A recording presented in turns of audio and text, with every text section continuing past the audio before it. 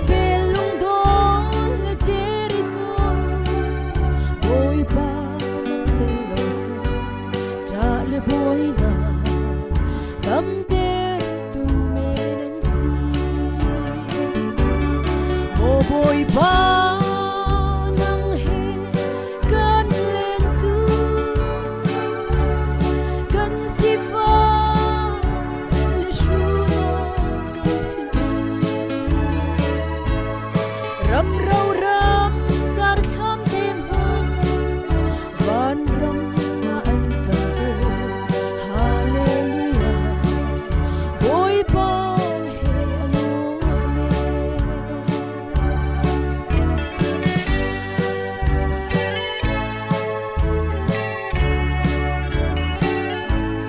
Babylon siang pasang lian ngan Nebuchadnezzar boy pa lo chu cho tu ban tu ka si mi thong sam son mi ngan ko lia ching bul lung bul me lo bo chan tla chu Giêsu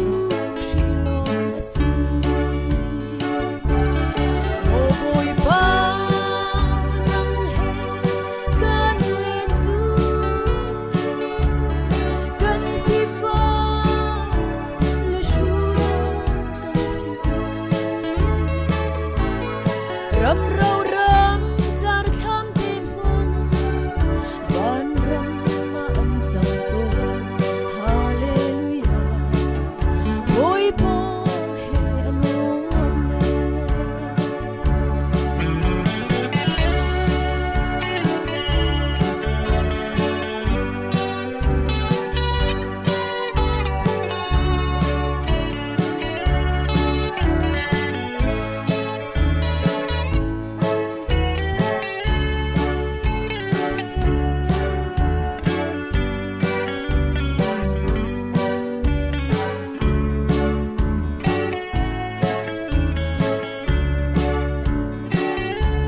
Dinong may pi al chung zonga nang he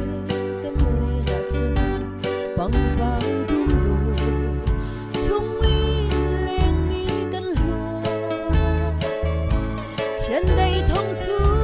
zong kan chi lo de nia ve tu thia kan pa thien ni a kan ven zong za o boy pa nang he kan len chu kan si fa le shu da kan si ram rau ram zar tham tem hon van ram ma an sang to hallelujah boy pa he anu me